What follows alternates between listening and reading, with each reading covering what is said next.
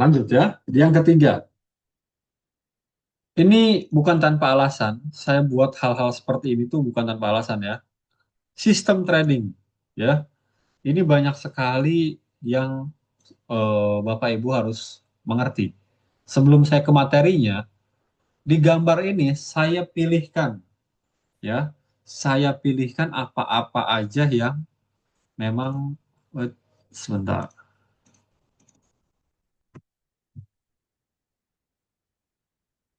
Saya pisahkan dulu.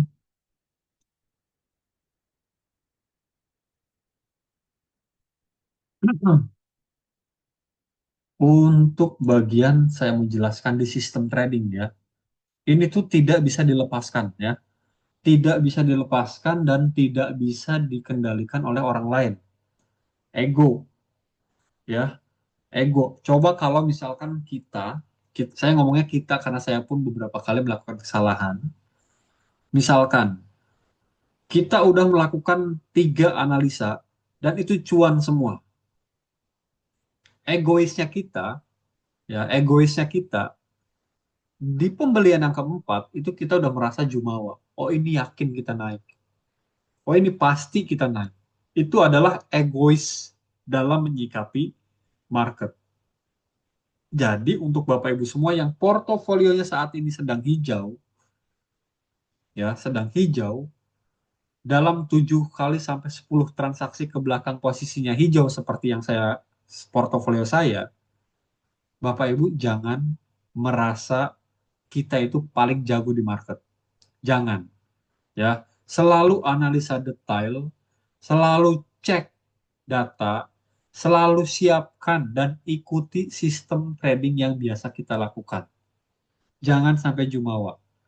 Karena saya beberapa kali melakukan hal itu dan hasilnya bisa loss. Ya, lebih baik kalau misalkan kita udah beberapa kali, misalkan taruhlah 10 kali trading, udah cuan terus, kita jeda. Hari ke-11 lebih baik skip dulu. Kita netralkan dulu supaya egoisnya itu mereda. Itu ya. Berharap berharap biasanya berharap ini adalah mereka-mereka yang posisi nyangkut, posisi nyangkut, Posisinya. nyangkut dalam. Jadi Bapak Ibu semua berdoanya adalah minimal BEP aja deh cukup. Alhasil BEP cabut, BEP keluar, rebound, sahamnya Bapak Ibu nggak ikutan. Karena udah kecapean terlebih dahulu untuk nungguin dari minus sampai BP giliran terbang nggak ikutan. Dan itu sangat banyak terjadi. Di bawah minus 2%, di bawah minus 5%, doanya cuma, harapannya cuma BP aja udah keluar deh cukup. BP aja keluar deh udah selesai. Padahal trennya lanjut. Jadi lebih baik untuk di market itu tidak ada yang namanya berharap. Semuanya harus disesuaikan dengan rencana yang sudah dibuat pada saat sebelum melakukan pembelian saham. Panik, marah, kadang-kadang buat yang cut loss. Kenapa? Kenapa ada panik dan marah? Poin yang dua ini adalah poin yang saya rasakan ketika saya dulu eh, cut loss, udah gitu pakai plus margin. Saya pernah pernah di posisi itu, ya. Pernah di posisi menggunakan margin dan saya cut loss. Dan posisinya all in pula. Pernah. Saya pernah di posisi itu. Jadi saya tahu rasanya seperti apa. Ya. Di Porto itu cuma minus 5%. Padahal 5% itu adalah lebih bisa sampai 10% dari total aset. Jadi saya itu panik ketika saya cut loss. Itu aset saya berkurang sangat banyak. Plus marah terhadap diri saya sendiri. Kok saya nggak, kok saya bisa melakukan keputusan seperti itu? Dengan posisi seperti ini, dengan analisa seperti ini, jadi marah, ya, jadi marah ke market, jadi seakan-akan makin balas dendam. Tapi ya itu balik lagi, saya di sini udah 7 tahun di market, jadi saya bisa mengontrol ego saya, Pada saat saya cut loss, saya udah bilang, oke, ini adalah ilmu yang mahal. Dan mungkin akan sebentar lagi terjadi di ESA, saya juga cut loss juga mungkin sekitar 1 sampai 2 jutaan. Ya nggak apa-apa, itu salah ya. Euforia. Pada saat nah ini adalah sekarang. Ini adalah sekarang. Ya, ini adalah fase saat ini sangat terlalu banyak, terlalu besar euforia yang terjadi. Makanya Bapak Ibu semua buka media sosial, Bapak Ibu semua buka digital, itu sangat banyak yang saat ini ngomongin masalah saham. Tanpa lisensi, pengalaman baru 2 bulan, 3 bulan, tapi udah ngomongin masalah saham dengan expert gak bahasanya. Karena merasa jago dengan kondisi market bullish. Jadi Bapak Ibu semua, balik lagi sistem trading ya, itu harus dilakukan ya. Emosi dalam trading kenali dan kendalikan ya. Untuk poin yang pertama yaitu fear, takut rugi, takut ketinggalan. Ini ya, takut rugi atau takut ketinggalan ya, bikin yang namanya takut rugi itu membatasi kita pada saat kita mau cuan. Contoh, contoh saham-saham yang lagi diskon, ya, contoh saham diskon seperti misalkan Era, S Hardware, terus si Medco, Pegas, NICL, itu kan lagi pada diskon kan. Tapi Bapak Ibu nggak berani masuk. Kalau saya udah bisa baca, yang pertama alasan nggak berani masuk adalah ini saham habis downtrend, ya. Setelah downtrend, ini saham masih ada di area sideways. Itu adalah rasa takut. Ya, padahal kalau Bapak Ibu semua bisa take action dengan posisi saham lagi sideways after terkoreksi, itu bagus karena resikonya kecil. Makanya di sini saya mau mengeliminasi untuk Bapak Ibu semua untuk rasa takut ruginya. Ya, kalau Bapak Ibu semua ikutin sistem Sigria saham ID rumusannya, itu resikonya kecil. Tidak lebih dari 10%.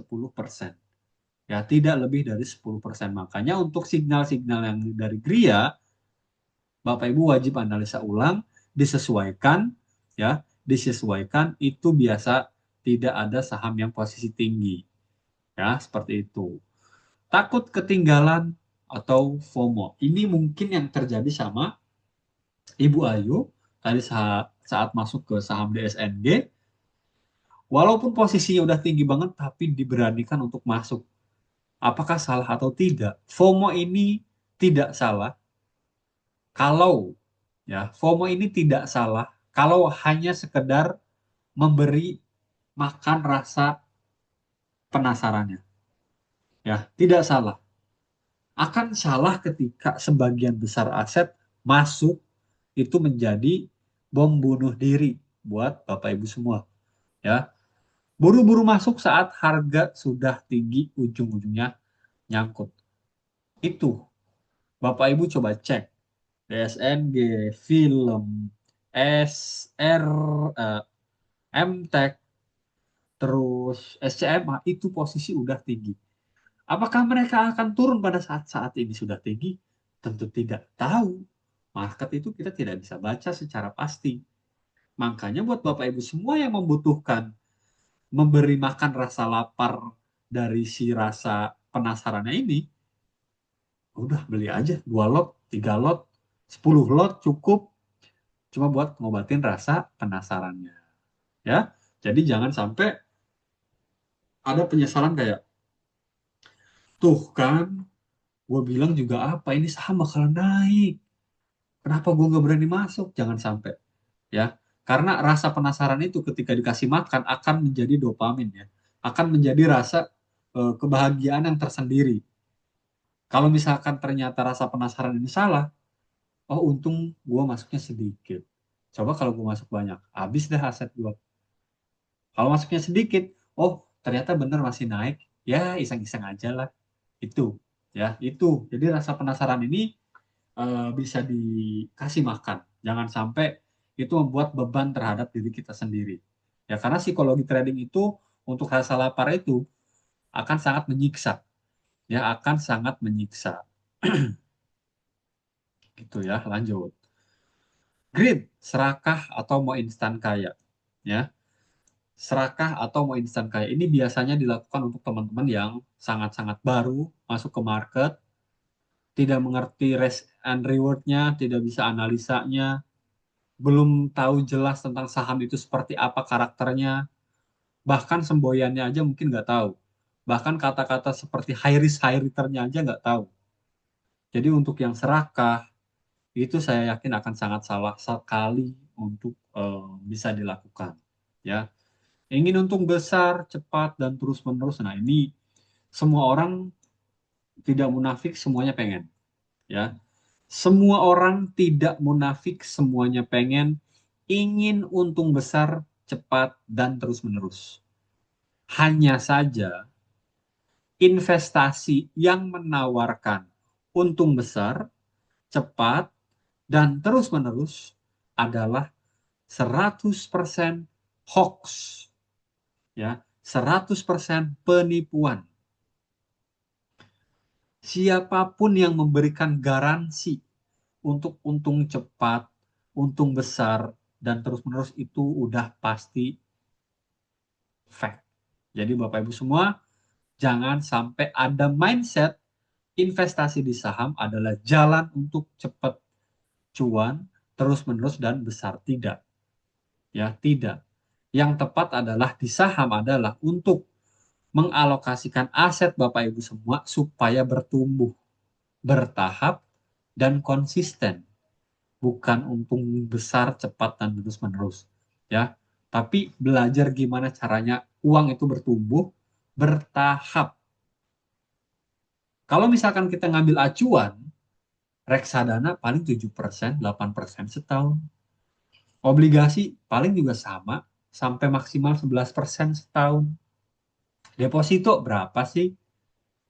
Makanya Bapak Ibu semua yang di saham dapat 1 bulan 10% dari total aset itu udah besar sekali.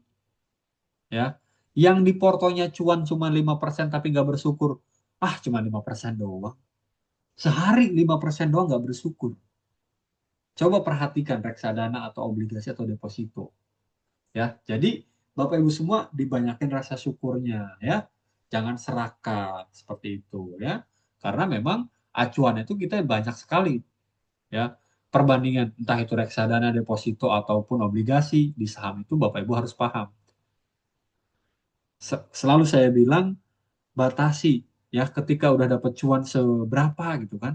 Misalkan 5% udah cuan, habis kita jual sisanya naik lagi, udah bukan rezeki kita. Ada loh orang yang sampai eh, baper banget sampai ah harusnya gue dapat cuan segini nih, kenapa gue harus jual? Jadi seharian bad mood gitu. Nah itu tuh ada, banyak terjadi. Makanya untuk Bapak Ibu semua, setelah ikutin edukasi ini, Bapak Ibu semua, ya Bapak Ibu semua itu harus bisa mengendalikan emosinya. Ya, harus bisa dikendalikan. Karena dengan mengendalikan emosi trading itu adalah salah satu jalan untuk Bapak Ibu semua bisa konsisten cuan. Sering abaikan risk management, nambah lot tanpa rencana. Nah, ini nih. Ini juga sering terjadi, ya.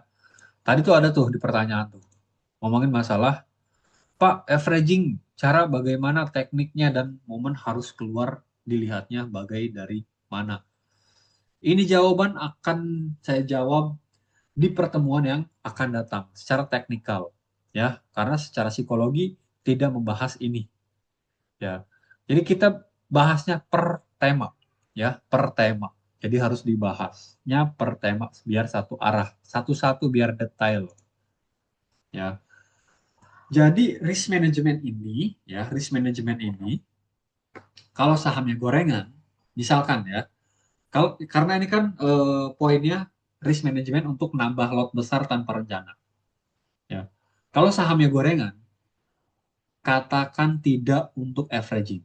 Pastikan tidak untuk melakukan averaging kalau sahamnya gorengan. Ya. Tapi kalau sahamnya seperti BCA, BRI, Telkom, Astra, atau misalkan emiten-emiten seperti LQ45 lainnya, itu bisa melakukan averaging dengan catatan, ya, ada sebuah rencana di balik itu. Misalkan buy on support lah, buy on breakout lah, buy on foreign flow lah, buy on corporate action lah. Itu adalah sebuah rencana yang harus diperhitungkan. Jangan sampai tanpa ada rencana langsung averaging, averaging, averaging, averaging. Karena averaging itu ada tekniknya. Jangan sampai setelah averaging, sahamnya nggak gerak-gerak, duit tetap mandek. Ya, jangan sampai. Ya, jangan sampai. Lanjut. Hope regret. Ya, atau berharap balik modal, nyesel, telat masuk. Nih, ini juga, ini tuh materi ini saya buat. Itu berdasarkan saya ambil kesimpulan dari apa yang dilakukan oleh banyak klien saya pada saat saya melakukan event, pada saat saya live malam, live pagi, ini banyak sekali, ya. Berharap balik modal, nyesel telat masuk. Berharap balik modal itu seperti yang tadi saya jelaskan, ya. Masuk nih saham ERA, sempat dibawa naik 4%, tapi ternyata dibawa turun lagi jadi minus 3%. Udah panik, ya. Udah panik nih. Pada saat panik ini, mungkin karena bisa jadi uang yang digunakan adalah uang sekolah, uang dapur, uang buat bayar pajak kendaraan, entah itu uang apa, intinya uang nggak dingin. Jadi cukup balik modal aja udah bersyukur banget, ya. Berharap balik modal aja udah seneng banget. Dan biasanya setelah BET itu kan sebuah saham itu udah berarti dia lagi posisi rebound. Yang nunggunya udah kelamaan, BEP aja udah selesai deh kita jualan. Padahal nanti pas giliran cuan nggak masuk. Jadi daripada berharap balik modal, lebih baik ikutin trend plan di awal pada saat dia keluar dari area yang kita rencanakan, lebih baik keluar dulu. Ya, lebih baik keluar dulu. Ya, nyesel telat masuk. Ya, nyesel telat masuk. Jadi kayak tetap tahan saham rugi, salah. Kalau ruginya di luar dari batas yang sudah kita tentukan itu salah. Itu salah. Pertanyaannya, saham BCA saya nih minus 15%. Apakah saya harus cut loss, wajib cut loss? Jawabannya, versi saya, tidak. Walaupun minus 15% sampai dengan 20% di saham BCA atau BRI itu tidak wajib cut loss. Apakah itu salah? Versi saya tidak salah. Karena ada karenanya. Karena BCA BRI itu adalah saham-saham yang memang secara histori ketika ada penurunan yang dalam, makin banyak yang masuk. Jadi rencana ketika Bapak Ibu semua punya saham BCA, BRI minus dalam mau tidak mau, wajib untuk averaging. Wajib itu hukumnya. Jadi supaya tidak terlalu lama untuk posisi di atas itu harga terjemput. Ya, seperti itu. Selanjutnya, nggak mau cut loss meski sinyal udah jelek. Tadi udah ada yang tanya tuh. Tadi ada yang tanya tuh. Ya, kalau cuan dan era bisa averaging, Mas. Kalau cuan tidak perlu di averaging. Ya, fundamental nggak bagus. Ya, fundamental nggak bagus. Posisi udah di tinggi. Jadi kalau misalkan udah di luar dari batas wajarnya, mendingan cabut keluar. Kalau era bisa dicek, masih di area sideways, masih di area bawah, masih layak buat ditungguin. Itu, ya, itu harus diperhatikan. Jadi hafal sebuah karakter sebuah emiten juga harus paham. Ya, harus paham juga. Ya, menyesal karena jual terlalu cepat atau telat masuk saham yang udah naik. Nah, ini tuh sangat sering sekali terjadi, ya. Jadi Bapak Ibu semua, ya. Jadi Bapak Ibu semua harus paham, ya. Menyesal karena jual terlalu cepat atau telat masuk saham yang udah naik. Nah, ini tuh eh, menjadi momok yang menakutkan buat diri kita sendiri, kayak habis jual naik kita jadi bad mood seharian, ya. Atau telat masuk saham yang udah kita incar terus naik. Nah, itu nggak bisa, ya. Kita harus yakinin Kalau kita udah jualan berarti rezeki kita sudah stop di situ, sisanya rezeki orang. Ya, telat masuk kita stop dengan positive vibes, bukan rezeki kita, nggak usah dikejar. Ya, kalau kita tenang dalam mengambil keputusan apapun itu, hasilnya akan memuaskan untuk diri kita.